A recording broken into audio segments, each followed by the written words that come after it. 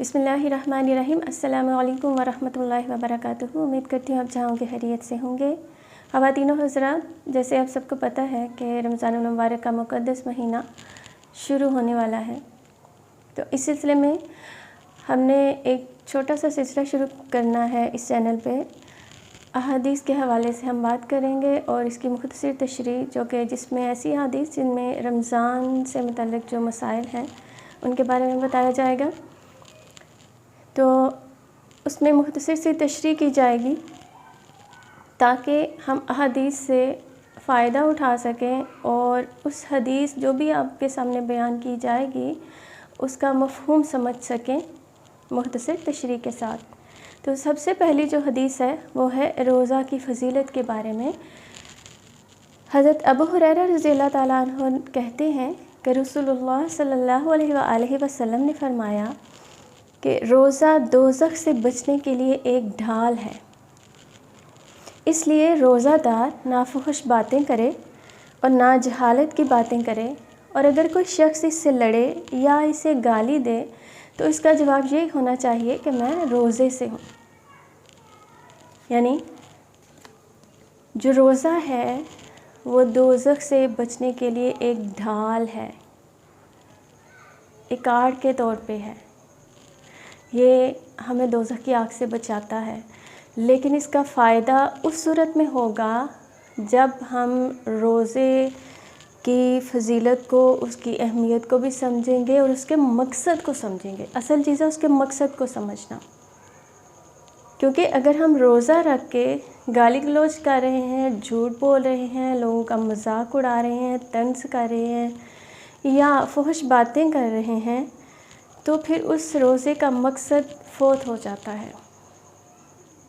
तो इस हदीस में ये बयान किया गया है कि जो रोज़ादार है, क्योंकि रोज़ा जो है एक ऐसा अमल है जो जहन्नुम से बचने का ज़रिया है। जैसे आप कहीं जंग में जाते हैं ना, जैसे पुराने दौर में लड़ाइयाँ होती थी तो वो एक ढाल सी होती थी, अपने आप को ज़ख्मी होने से बचाने के लिए जो लड़ने वाले थे वो उसको आगे कर देते थे। तो इसी तरह जो रोज़ा है ये भी क्या है, ये दोज़ख से बचने की एक ढाल के तौर पे इस्तेमाल होता है। लेकिन ये ढाल उसी वक्त बनेगा अगर हम ऐसे कामों से दूर रहेंगे, ऐसे कामों से भी दूर रहेंगे और ऐसे लड़ाई झगड़ों से भी दूर रहेंगे, गाली गलौज नहीं करेंगे, फुहश बातें ना करेंगे और ना ही सुनेंगे, तो ही इसका वो मकसद जो है वो हासिल हो सकता है। अगर हमने रोज़ा भी रखा हुआ है, क्योंकि रोज़ा क्या करता है, ये हमारी नफसानी ख्वाहिशात पे काबू पाने का असल में नाम है।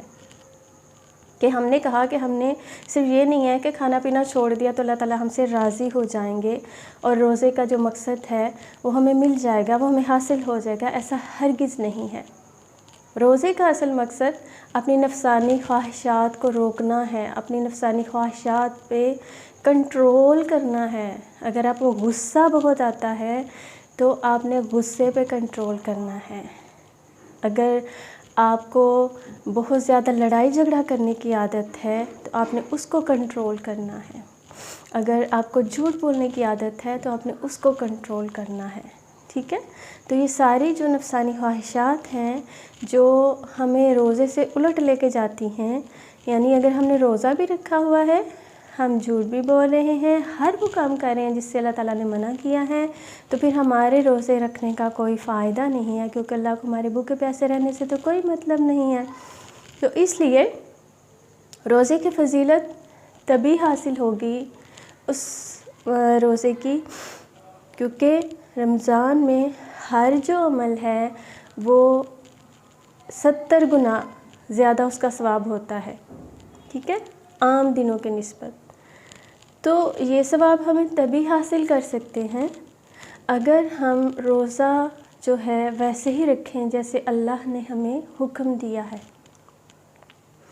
तो हम आज से ये कोशिश करेंगे कि ये जो एक मुक़द्दस महीना अल्लाह ने हमें दे दिया है और अल्लाह ने हमें इतनी ज़िंदगी भी दे दी, तौफ़ीक भी दे दी रोज़ा रखने की, तो हम पूरी कोशिश